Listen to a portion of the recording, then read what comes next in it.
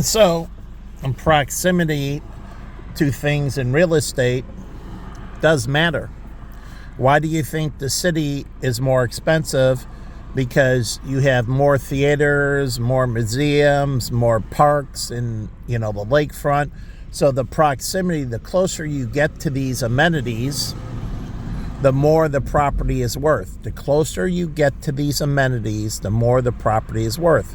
The more these amenities become degraded, the less the properties around it works. Like my property where my condo is, as this mall over here becomes degraded, my property here is worth less because the amenities around it deteriorate and it directly affects the price of the property. As these amenities around it get better, the property improves in value. So here they let the empty dealerships down there, and they have the dilapidated mall here. This Bank of America property's been sitting forever. They opened up an ATM. Why didn't they open it up back here? I don't get it. Are they no longer renting that property then? Or did they own that property? I don't know. Was it part of the mall? Wasn't it part of the mall? And then all this matters. The signage, these things like here, the vacant store now is something else. And so what type of clients are you trying to bring in? In more discount stores, then you're looking for people that have lower budget income. So I'm just going to drive by. I don't go into Portillo's anymore because, they hate me. So you have the dealerships over here, Ford, but you could put a Lincoln dealership here. Not a Ford dealership, a Lincoln dealership. Depending. Ford dealerships in lower income neighborhoods. Lincoln dealerships in higher income neighborhoods. So what is this? A higher or lower income neighborhood?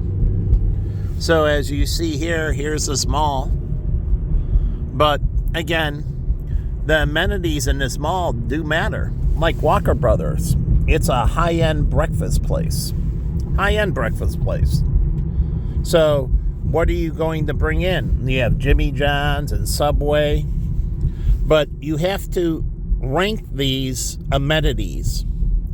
What type of demographics go into a Jimmy John's compared to a Subway, compared to a Portillo's, compared to whatever other sub shops there are? You have to rank the demographics of these sub shops. And so when a village is creating a climate, here's Nissan. You could have an Infiniti dealership. There's Jeep Car. Now you have the Chrysler dealership, which is high-end, but that's very minute. Are people looking for more outdoor vehicles here?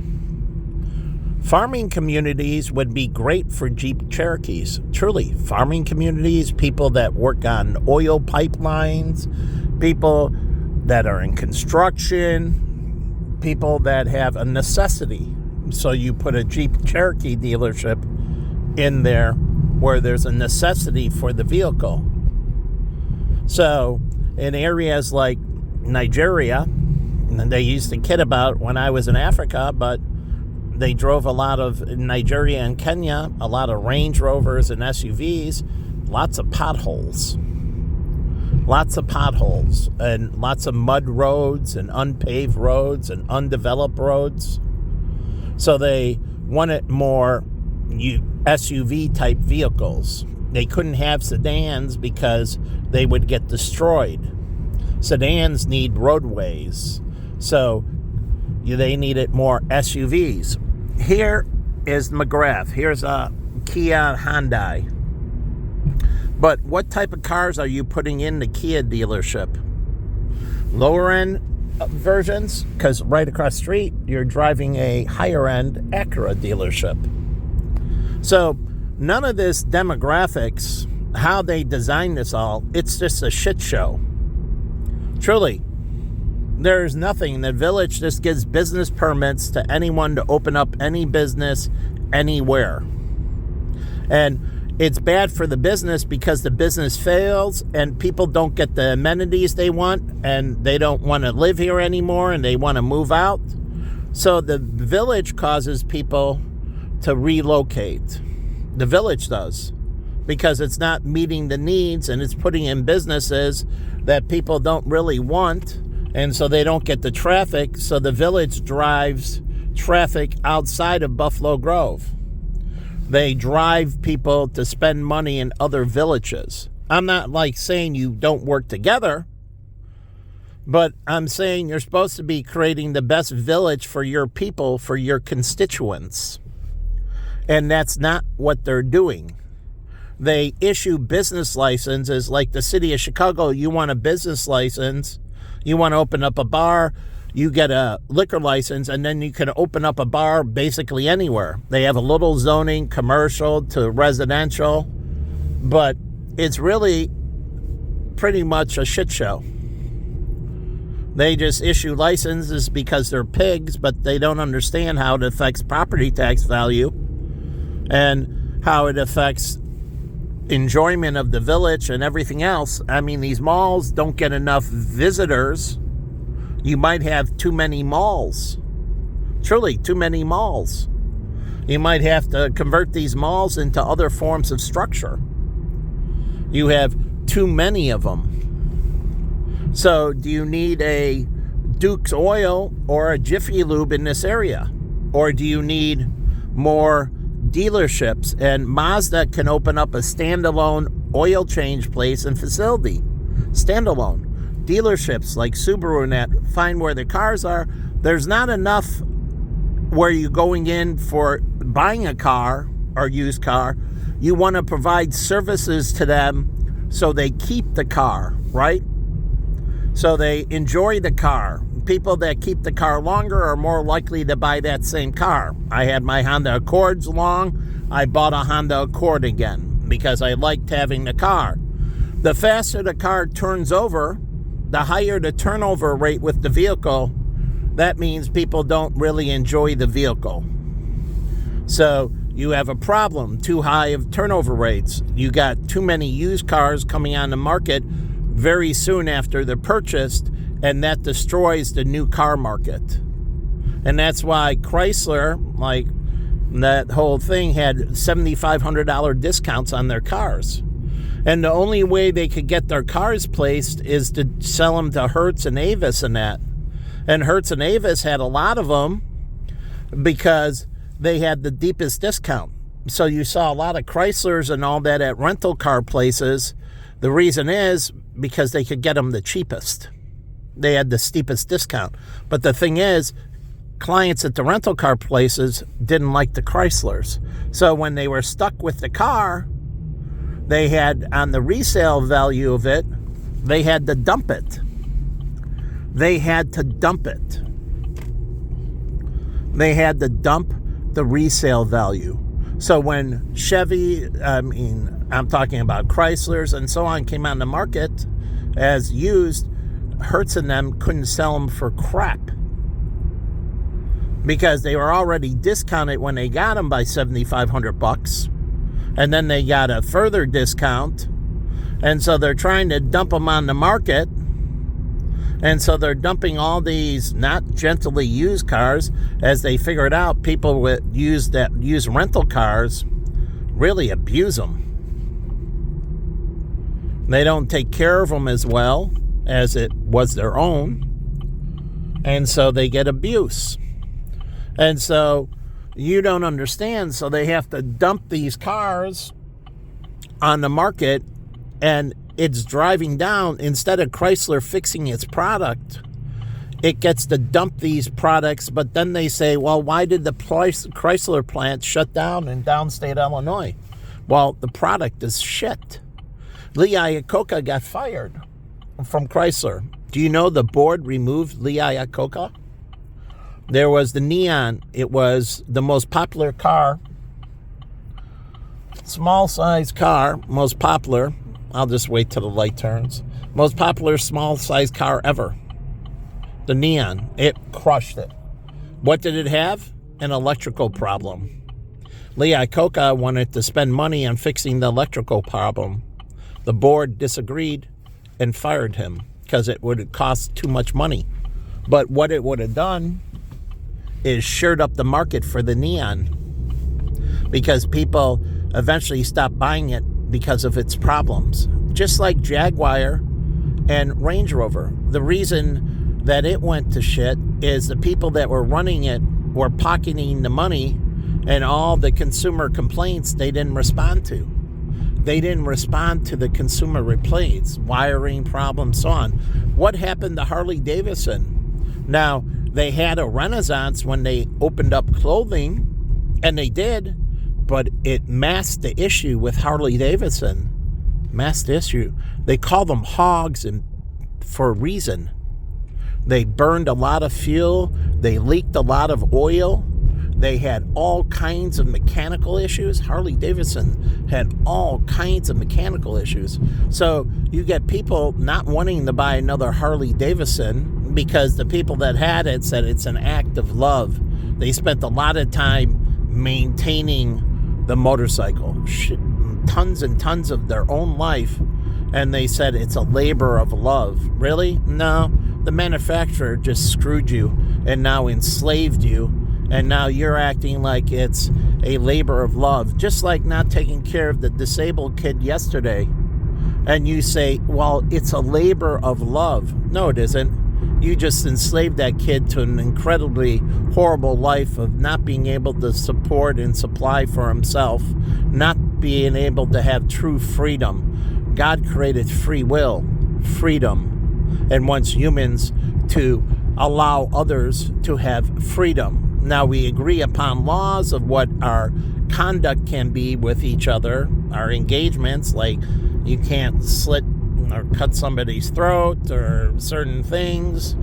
And we have these certain engagement rules of engagement. Laws are rules of engagement. It creates etiquette in society. And then there are unspoken or unwritten laws. Those are verbal contracts in society. People don't understand. There's a verbal contract in society that's called etiquette, or common sense, we call it in societies. Every society has common sense. These are unwritten laws in society. Unwritten. These are verbal contracts between people. Common sense laws. They're verbal contracts. And people go around breaking these verbal contracts all the time. And that makes society worse. So there's written laws that they apply in the legislative, but there's also laws that are applied through the Bible. And you go in the church and you say that I will apply by the laws of the Bible. What is written here, I will follow. But pastors don't make that clear. We call it the living word. If you go into the church, you're supposed to follow the rules of the church. If you're not going to follow the rules of the church, then you should never go in the church. So God says there's the laws of man and then there's the laws of God. And sometimes they're the same, but other times they differ. And when it comes down to it, you follow the laws of God, not the laws of man. So like this person tailgating me, causing stress in society. We have a common sense law that says you shouldn't tailgate. No one should feel threatened to get hit in the rear end because she hasn't done 4 million miles. I've driven 4 million miles. I'm the exception to the rule. You keep on acting like I'm making the rules in that way. No, they can't video. I can video. I'm the exception to the rule. Or they call it the caveat. But you keep on saying, as I do, they can do. And I told Stella, I'm not for everyone. What I do doesn't mean you can do it. Just as God said that I can have adultery. Adultery. I can go and have sex with any female I want. The rule of adultery does not apply to me. And if a male doesn't step away from their female, then they burn. So for me, I have exceptions that I earned. And why is that? Because God wants me to be receiving for my physical needs being met. And if my physical needs aren't met, then mankind gets put to waste. So I'm the exception to the rule. And you'll see in the Bible, Moses and others, there's exceptions to the rule. What they do, others cannot do. So you can't use me as an example in things. Like, we're going to apply this law to you. No, I'm above all laws. You can say, but I humbly comply. You say the law of man is superior to the law of God. God said I'm sovereign, and I sit above all laws, above all governments. I am sovereign to all law and all government. Actions of mine do not apply. I'm the exception to the rule. They must follow the rule. I create the Bible. So I follow certain things in the Bible, but also I create the living word. So I'm creating things as well. I'm the exception to the rule. I don't have to follow the Bible. As God said, I further understand and so on and make corrections, and I further edit the Bible. So I'm the exception, and you cannot use me as the rule. You have to do what I say more than what I do. That's where you're wrong. You think you can do as I do. It is not that way. It is not a direct correlation between me and you. The king has certain rules, like they close down the expressway and say you can't go.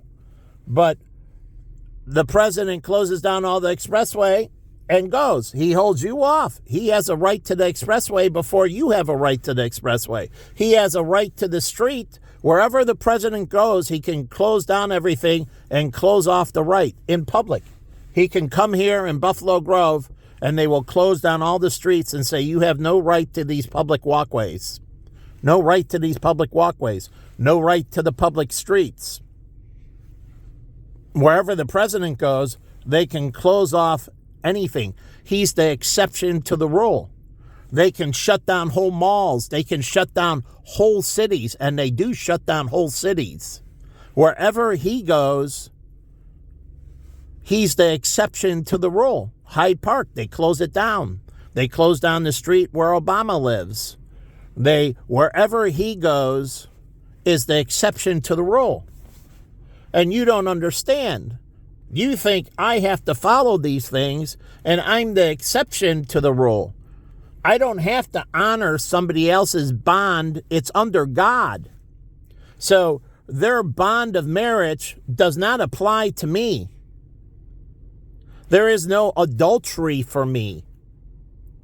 I get to fulfill my needs, God first, above all others. And so I get to fill my needs. It's not me committing adultery. I am not doing wrong. You might, and when you do it, it is wrong. But when I do it, it's blessed by God. Big difference. You're not me. You keep on correlating that you are me and me is you and you are me and me is you. We are not the same. I don't do certain things that God does. But God gave me certain things I do that you want to be me. You are not me. You cannot do the same things I do. But you want to and say you have a right to, and that everything of mine is yours, and that's untrue. And one of the first things God said before is that man must pay me. I must be compensated for everything I do. Directly or indirectly, I must be compensated. And if I am not compensated, anyone who steals from me will be put to eternal damnation. Anyone who steals from me will be put to eternal damnation. So, make no mistake about it. Anyone who steals from me will be put to waste.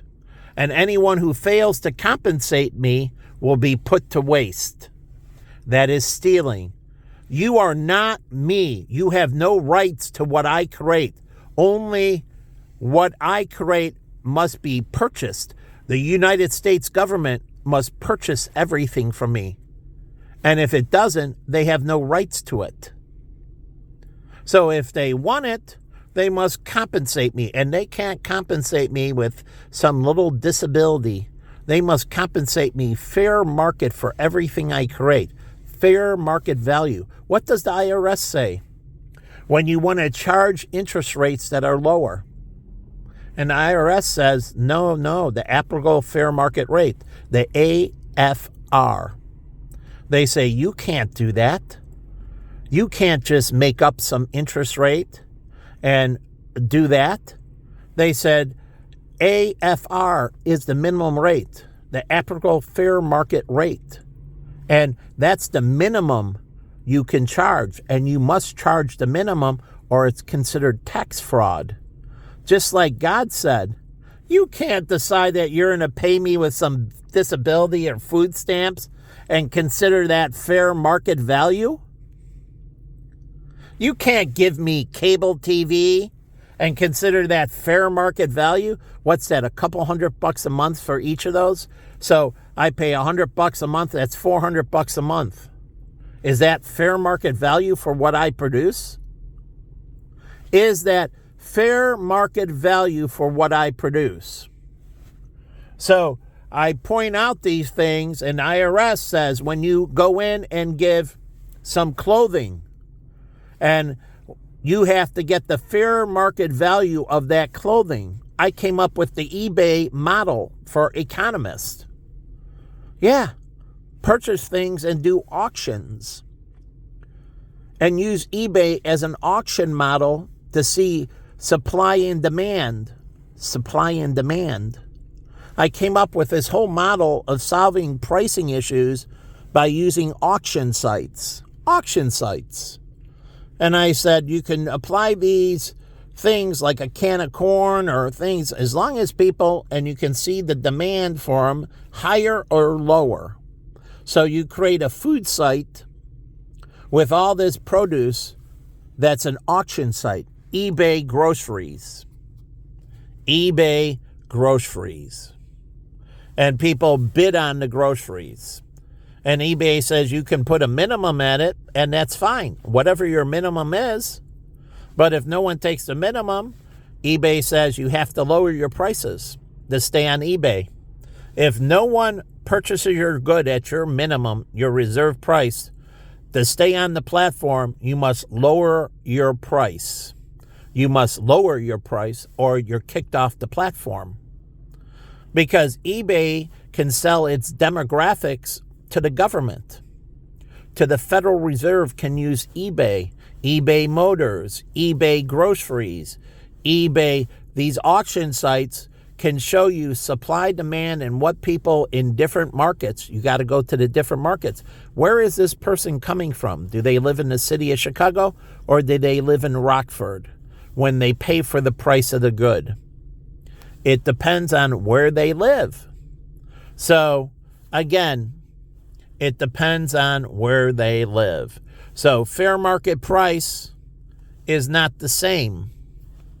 So you have to look and you have to correlate it where that demographics. That's why Micro Center takes the zip code. They want to know where their clients are coming from, and these people from these areas will pay this price.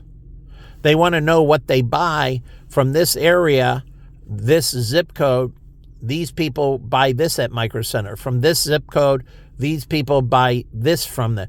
They don't buy these other products. They come here from this zip code and they correlate the zip code to the purchases.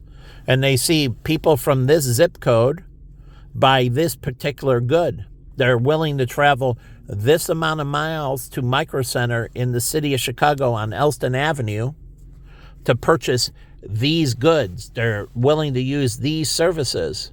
So that means there's a void in that area. Number one, maybe there's not the service, or the service is too high priced and they're willing to commute all the way down the Micro Center and get theirs instead of the Best Buy Geek Squad because they charge too much, or maybe they don't work on the product. Micro Center works on anyone's computers, anyone's products. And so maybe they go down the Micro Center because there's not enough computers that Best Buy sells in this area. So they can't go to Best Buy. It's prohibited. And secondly, if the Best Buy sells it and they're going to Micro Center, that means Best Buy is overpricing. Micro Center knows that it has a more competitive price and that they should keep the price there because people don't go with their merchandise after purchasing Best Buy. They go to Micro Center for the service. And hence, Micro Center should keep their pricing there. That's the same way with Midex or CarX or whatever.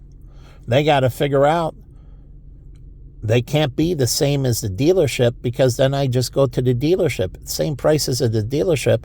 And the dealership knows the cars and they get Honda genuine parts at a better price and so on and so forth. So they can't compete with the dealership by matching prices. Their price has to be lower than the dealership. They're giving you aftermarket prices that aren't designed by Honda. And I found out that these parts don't work as well as the Honda parts. The standards are much higher for the parts that go into their car. So the original Honda parts, as I put 500,000, I only put Honda parts. And I went to the junkyard to get old Honda parts when they were too high priced at Honda, but Honda could sell refurbished, Honda dealerships refurbished parts. They can buy old parts from who? The scrapyards. When the Honda comes in, they create a deal with the scrapyards and say, we'll go ahead, you can part it at the scrapyard, we'll pay you for your labor and everything, and then a certain price for that, and then we'll take it in and we'll refurbish the windows and the seats and so on and so forth, up to a point. Certain things we won't take because there's too much wear and tear, and it will cost us too much to rehabilitate it, and we can't make our profit. So we want things that are more gently used than abused. That can just go into scrap. We're not purchasing. So you can sell it to somebody else that's willing to put a ton of work into it, but we're not purchasing it. But we'll purchase all this stuff from you back to Honda. We'll purchase rims, we'll purchase that. We can refurbish all that at Honda. So we create contracts with scrapyards, and we get our parts back and we refurbish them, and people can choose between new and used. The used part, even refurbished, is in a die before the new part. The new part will last longer. The refurbished part won't last as long. And then you can sell a warranty with the refurbished if you buy this. Now the price is lower, but maybe it's smart to buy the warranty because you're going to have to buy a refurbished part sooner. But how many payments do you have to make before it fails to get the warranty, to make it worth it to the client? Because the client's not in the buy, and that's why they say warranties aren't worth shit, is because they overcharge for the warranty and the clients don't see the value because things go out of, remember, functional obsolescence means they're coming out with new products. And so the features and on your product, there's more advanced features and so on and so forth that weren't available before in the market. Now your thing has more functional obsolescence, and they rather just get the new one than keep the old one. So they didn't use the warranty. They just took it and scrapped it. And so they didn't refurbish it. And so they went in and bought the new one because the new one has better bells and whistles, more upgraded. It's quieter. It has these different things. So they get rid of the old one. And so they don't ever use the warranty. And so why would they buy it again? And you're not supposed to be doing these things illegally, but how do you test warranties? Go down to Underwriters Laboratory. They test products for fire and that, but also they test products until they break down. They will drive a car on a treadmill until the car has failed. Change the oil and so on and so forth, or neglect the car. They can use it, put it in a tunnel, an environmental room, and run the car. And run the car 24 hours a day, 7 days a week. Now remember, the car never gets to cool down, so the parts never get to heat up and then contract, but that's also breakdown. So you do a starting and stopping test on the car. You start the engine, let it warm up, and then you turn off the car and let it cool down. Then you start it again, warm it up, then turn it off and let it cool down. And what you're doing is watching the fluctuations. So you have to have cameras in that watching the expansion and contraction of the gaskets. Watch the expansion and contraction of the tubing, the tubes. The rubber tubes will, as they heat up, they will expand. And when they cool down, they contract. But you have to have a camera and you have to watch the diameter of the tool or the circumference.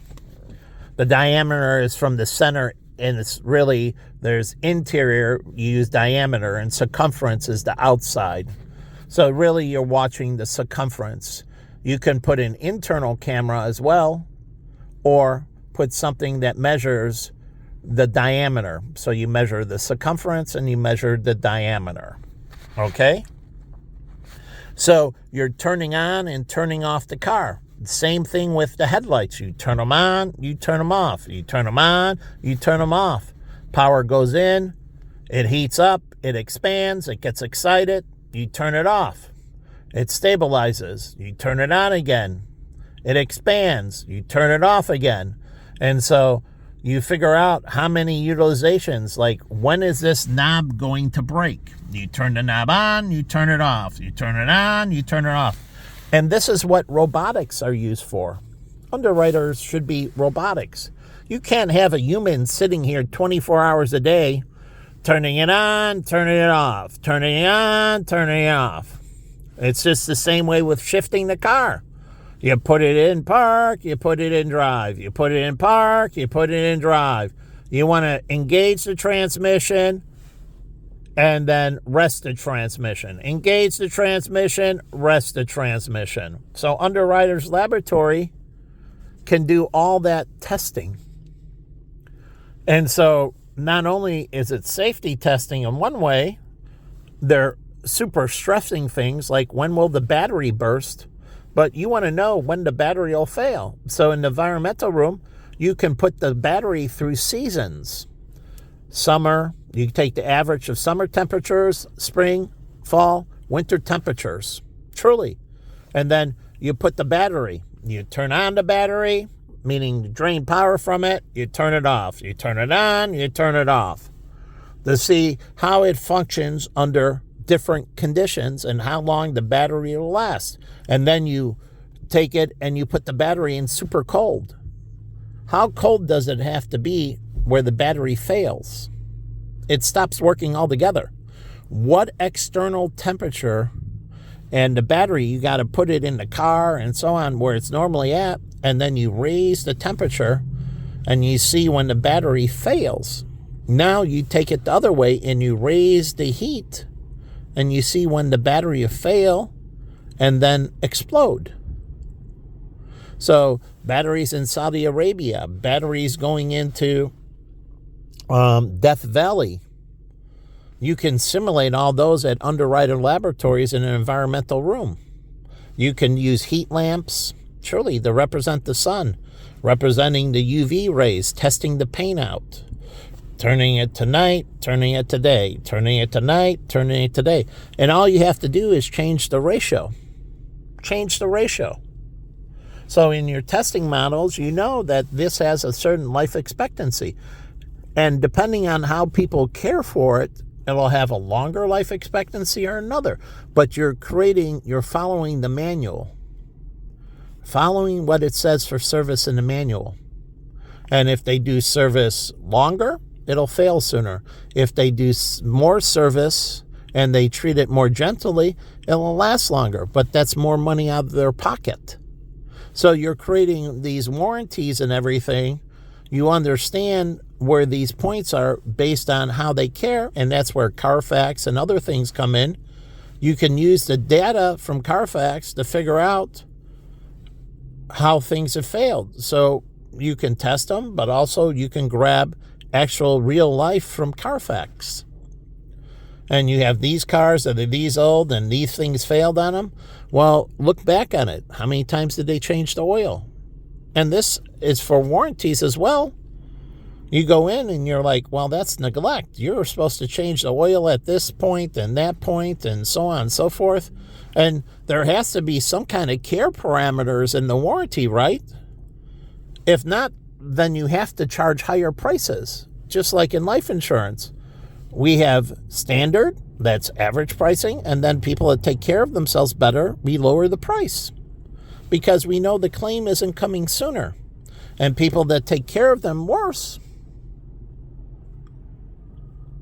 we lower the price. Like the guy next to me, he parked the car where he put the car in a situation where he has to get into the car gently. I didn't create it. He's lazy. He put it where he has to watch his door. He decided to park next to me. No one was parked right or left of me. He created it. He's at 100% fault if anything happened. He could have parked behind me, away from me. And he could have opened the door as much as he wanted. When I did that little thing, dent in the door, I looked and it went out and the door flew open. But I only created a pinhole size dent in his door. Pinhole size. Even with the door flying totally open. I missed my judgment by a pin size. If I just moved a little bit more to the right, it would have never hit him. And I'm talking fractions of inches. Fractions of inches I misjudged. I didn't misjudge by a lot. I misjudged by fractions of inches. So how much damage you do to a property, and God is watching, how much damage you do to me does matter to him. There is gross negligence, right? Extreme forms of negligence. I didn't decimate his door when I opened it and make huge dent and destroy it. I made a pin-sized dent. The bigger the dent, the more the malice. Like the guy pulling up to me. The bigger the destruction of my property means he pulled in and he has greater malice. So it depends on how he's doing it. And God is watching as everybody interacts with me. How much malice are they bringing into my life? How much physical destruction? And those that do more are going into a deeper hell. So don't make it out like people doing sexual indecent things to me. Like when I was molested as a child. And you have these other people who raped me later. So, big deal. I've never raped anyone. And I've never talked anyone into doing anything sexually immoral. I've never talked anyone into doing anything sexually immoral. Ever. Talked anyone into doing any action that was sexually immoral. Not once. But I've been drugged and drunken into sexual immoral. They had to drug me and drunk me, and then they had to constantly stay after me. Does a pedophile priest have that? Which I've been through with a 16-year-old girl who not only worked with me and was after me, and that's one example, not only worked with me and was after me, but she sat outside of my work soliciting me. And I have her high school male friend who was there with her, who was a good friend of hers. And she was constantly, and I told her she had to stop. Stop, stop, stop. Now, how many rapists do that? Oh, yeah, that's right. When they hear stop, they don't stop. So I've been through it, and God has watched as other people will sexually violate me and don't understand the word no, never, like with the LGBTQ. They want to keep on pressing it. And that's why Hancock, it was interesting. They had that thing, the last video on compliance, about how LGBTQ can sexually harass at the workplace. The first time I've ever seen it where they actually were out to punish LGBTQ people for sexually harassing people at the workplace. And they had a whole video of how LGBTQ people can sexually harass heterosexuals at the workplace. LGBTQ, sexually harassing heterosexuals. Wow. But it's always heterosexuals harassing LGBTQ. But that's the last compliance video before I left John Hancock. But they had a video in compliance about how the LGBTQ can sexually harass heterosexuals. Sexually harass heterosexuals when they don't take no, and like Tony did at Baja. He harassed me every day sexually. Every day he walked in, he harassed this male, harassed me sexually every single day, walked in and harassed me. And I finally told Ray, I said, this has got to stop. I kept on telling him for months, and this is going on for months, that you got to stop, you got to stop, you got to stop.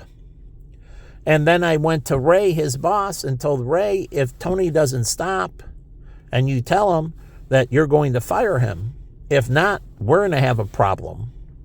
And Ray went to Tony and told him if he approaches me sexually again, that he's automatically terminated. If I feel uncomfortable around him, and he was told not to come around me.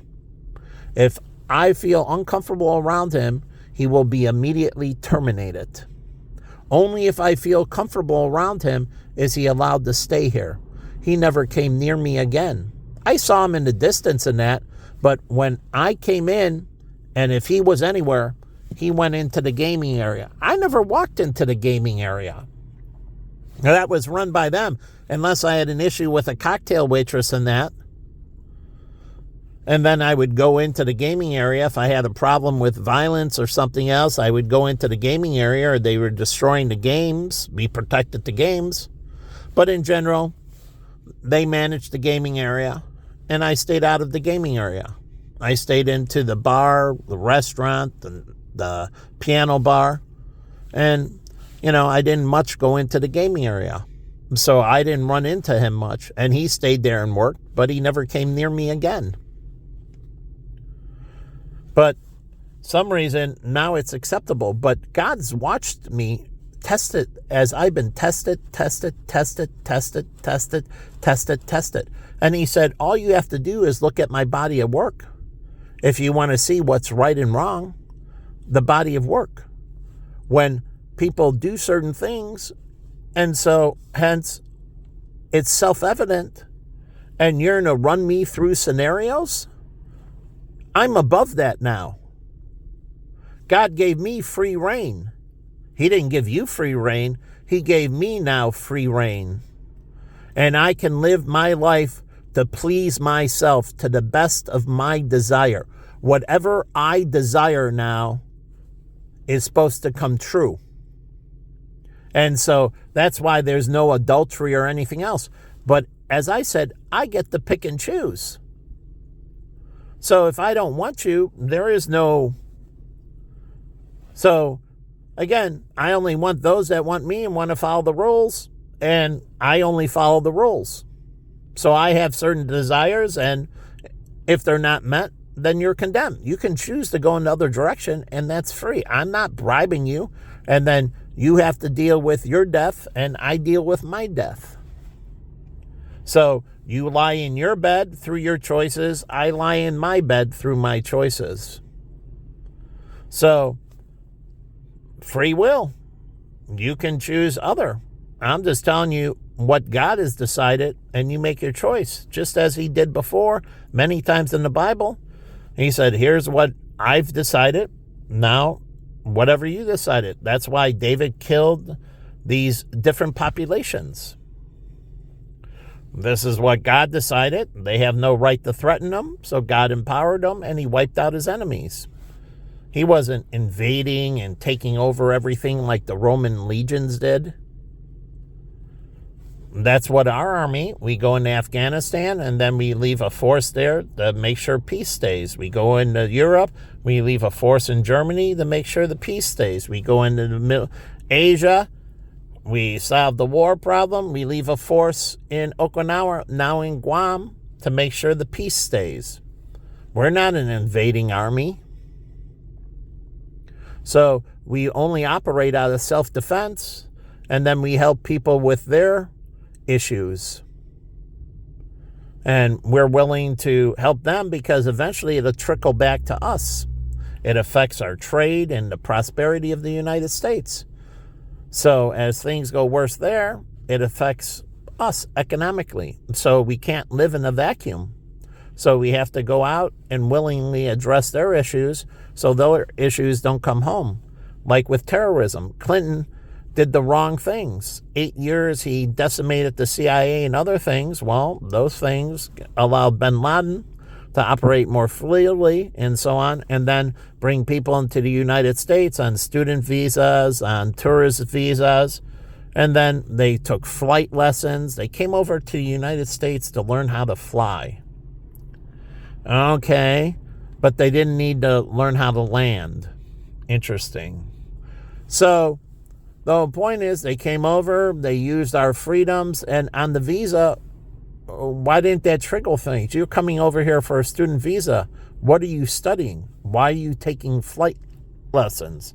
Are you coming over as a student visa to be a pilot? Okay, we can train pilots. But again, we have to know they're going back. So maybe they take a ship and they can't go on an airline. Truly.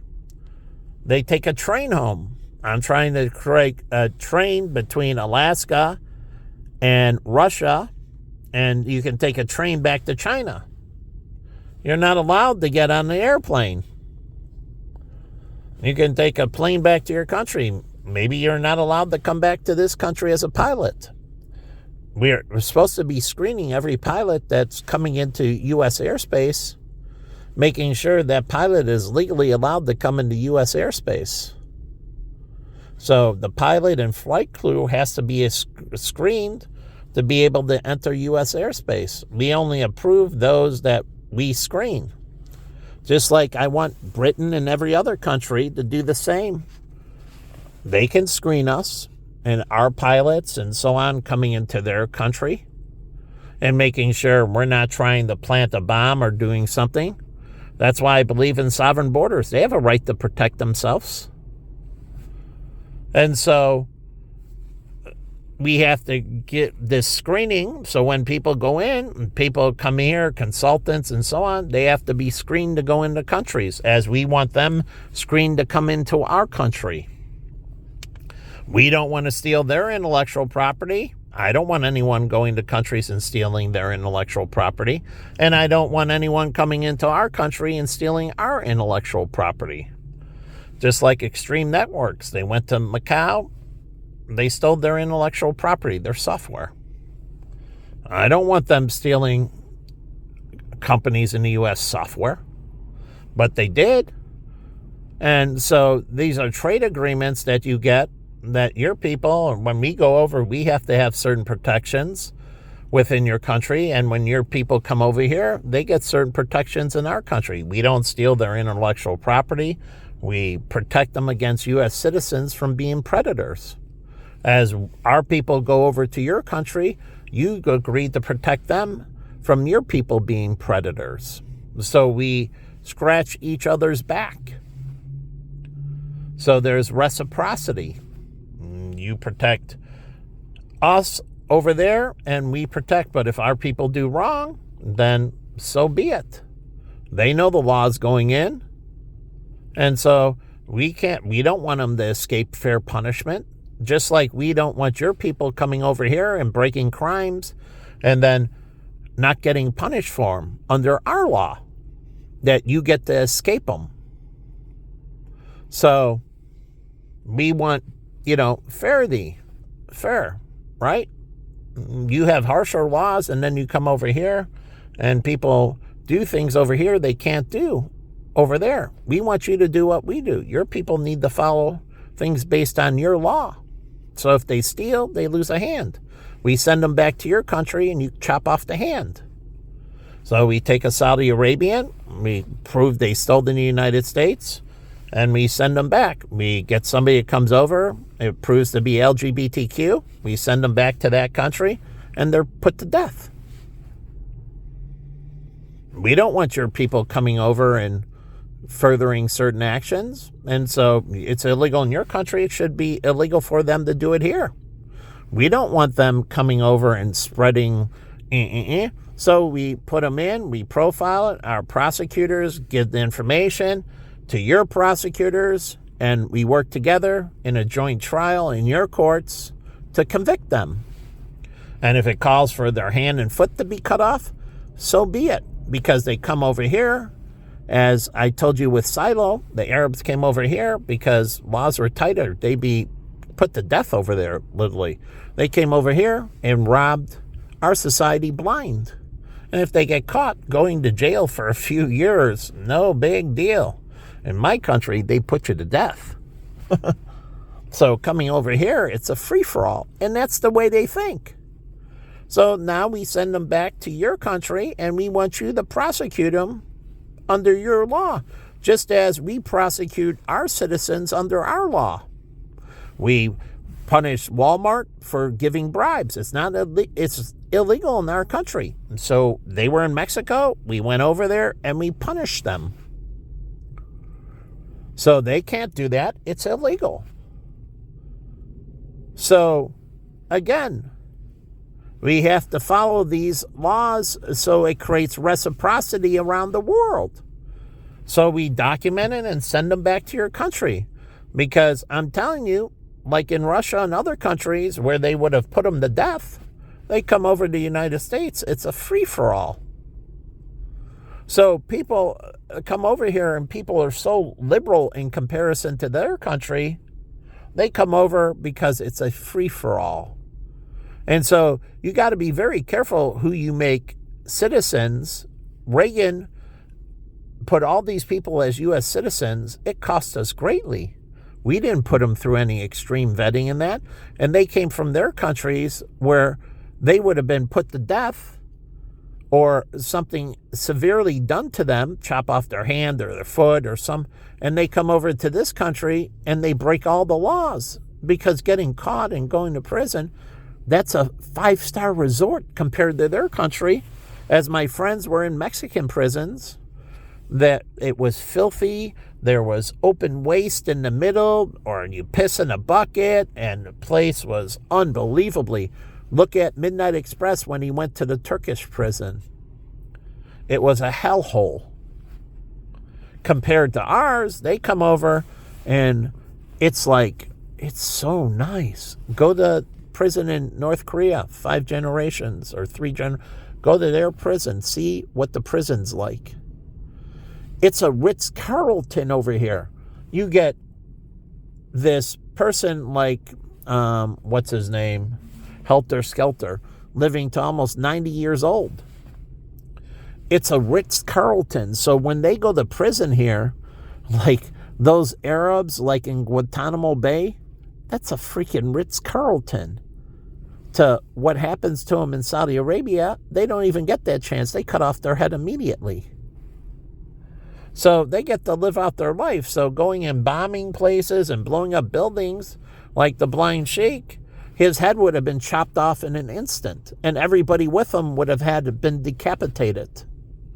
But we didn't send him back to his country and have him punished under his laws, because if he was, they would have put him to death immediately. That's their laws. And you want to go changing their laws. I don't want you changing their laws. There's a reason. And we can live in this society and not fear from people taking advantage of our laws. But we had gypsies coming over, and they have certain protocol. They come over here, and it's full-blown thievery. Because getting punished in the United States, they stole the Children's Hospital blind. Getting punished here is a joke. A joke. Because what you caught them on and you punished them for, they've stolen way more stuff. So they're fine. Punish me for this. Give me this fine. Give me a few years in jail. I'll serve my time. I come out filthy rich. Isn't that what happened to Michael Milken? As he said, no matter how much the government punished him, he came out and he was worth a fortune.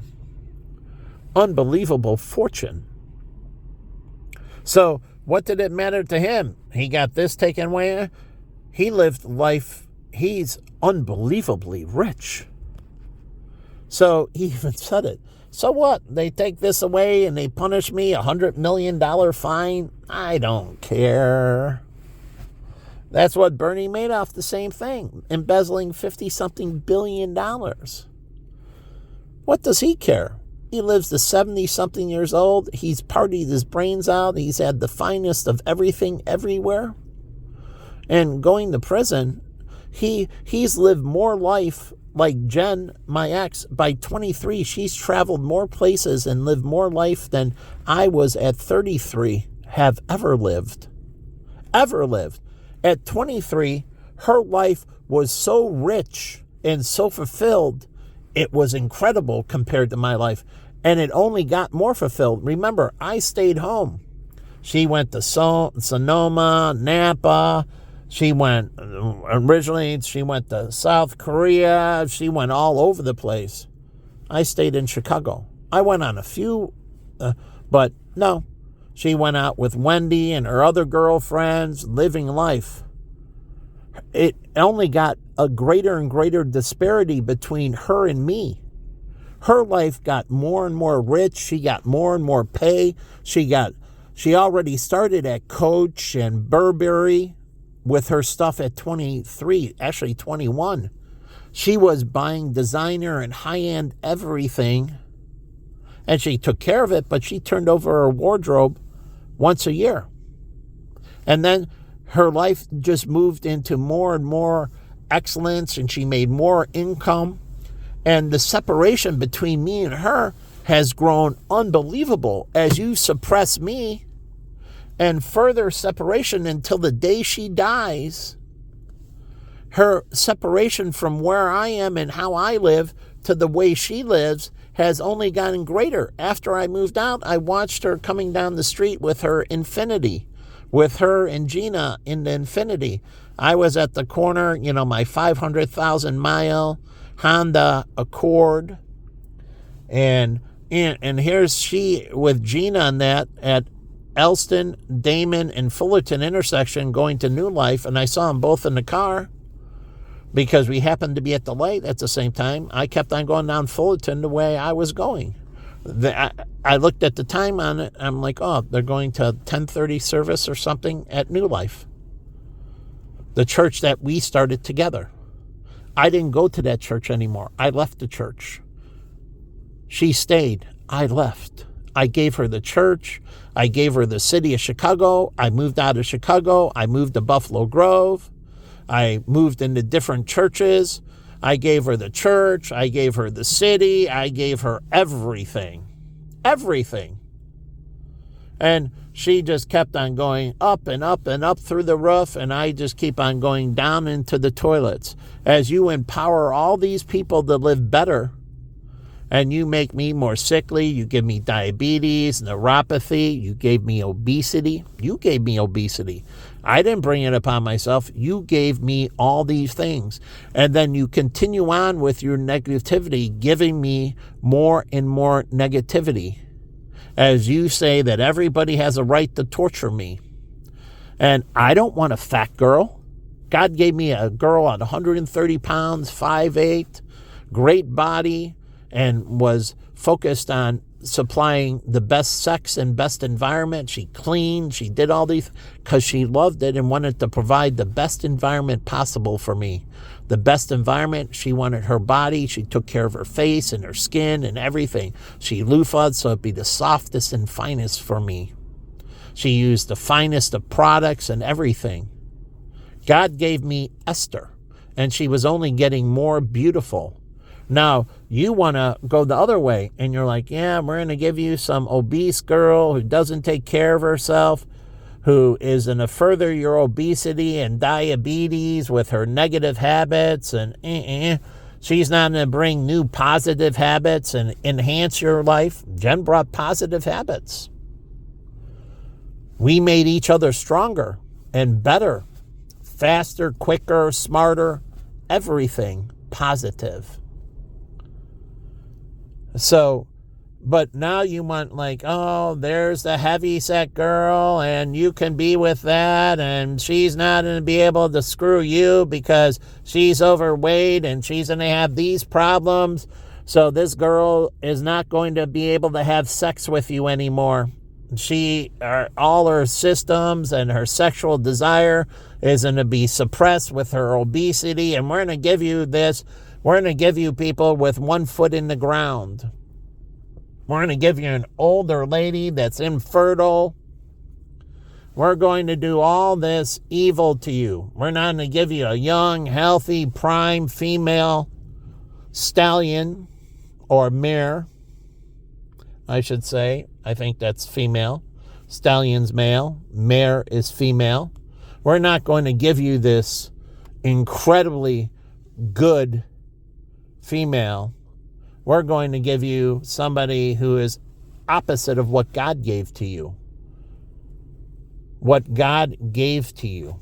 A girl who was unbelievably biblically oriented, focused on even being more godly and everything else.